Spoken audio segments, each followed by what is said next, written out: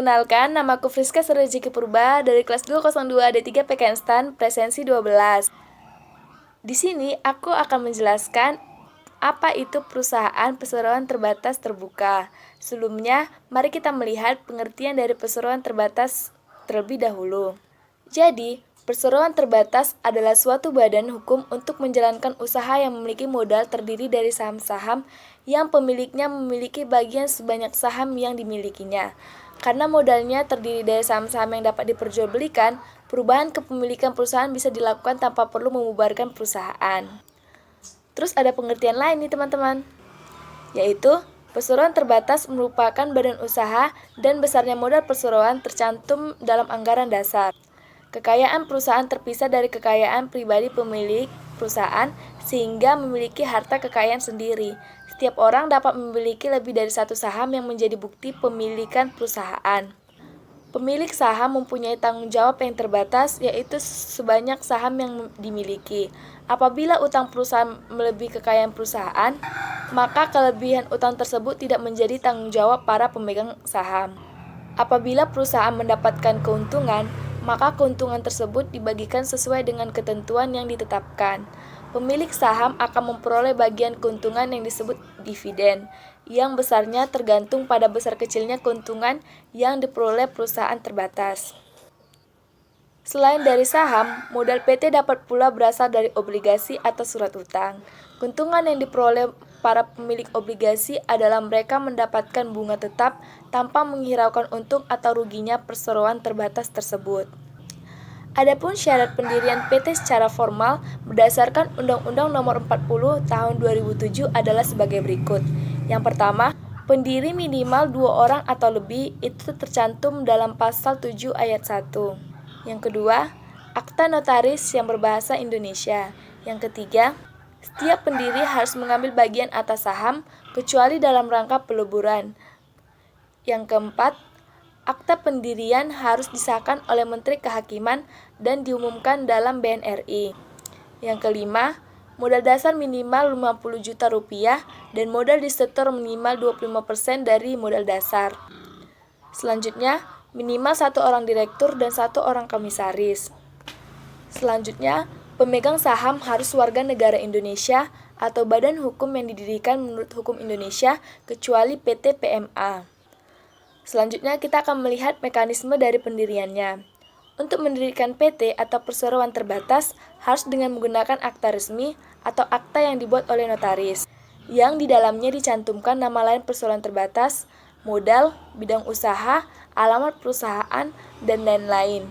Akta ini harus disahkan oleh Menteri Hukum dan Hak Asasi Manusia Republik Indonesia. Untuk mendapatkan izin dari Menteri Hukum dan Hak Asasi Manusia harus memenuhi syarat sebagai berikut. Yang pertama, perseroan terbatas tidak bertentangan dengan ketertiban umum dan kesusilaan. Selanjutnya, akta pendirian memenuhi syarat yang ditetapkan undang-undang. Selanjutnya, paling sedikit modal ditempatkan dan disetor adalah 25% dari modal dasar, itu sesuai dengan Undang-Undang Nomor 1 Tahun 1995 dan Undang-Undang Nomor 40 Tahun 2007, keduanya tentang perseroan terbatas. Setelah mendapat pengesahan, dahulu sebelum adanya Undang-Undang mengenai perseroan terbatas atau Undang-Undang Nomor 1 Tahun 1995, perusahaan terbatas harus didaftarkan ke pengadilan negeri setempat.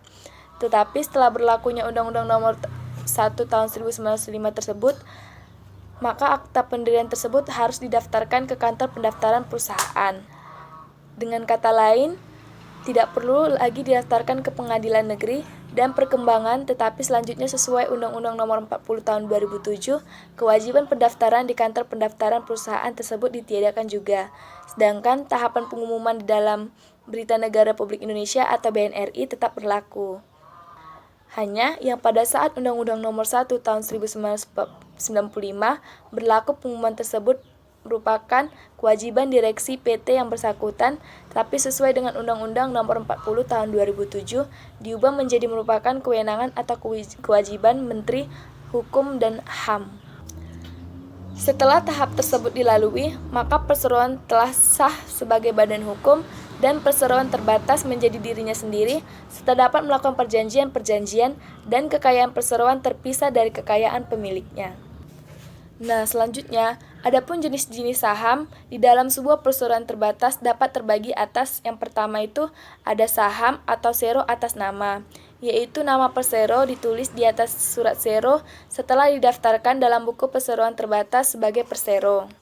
Selanjutnya ada saham atau sero pembawa, yaitu suatu saham yang di atas surat tidak disebutkan nama perseronya. Ditinjau dari hak-hak persero saham atau sero dapat pula dibagi sebagai berikut. Yang pertama ada saham atau sero biasa, yaitu sero yang biasanya memperoleh keuntungan atau dividen yang sama sesuai dengan ditetapkan oleh rapat umum pemegang saham. Selanjutnya ada saham atau sero preferen. Sero preferen ini selain mempunyai hak dan dividen yang sama dengan sero biasa, juga mendapat hak lebih dari sero biasa. Yang terakhir itu ada saham atau sero kumulatif preferen. Sero kumulatif preferen ini mempunyai hak lebih dari sero preferen. Bila hak tersebut tidak bisa dibayarkan pada tahun sekarang, maka dibayarkan pada tahun berikutnya. Nah, jadi dari sini pembagian perseroan terbatas itu, yang pertama itu ada PT terbuka.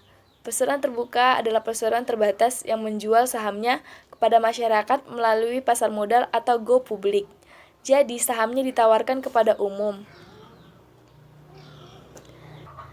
diperjualbelikan melalui bursa saham.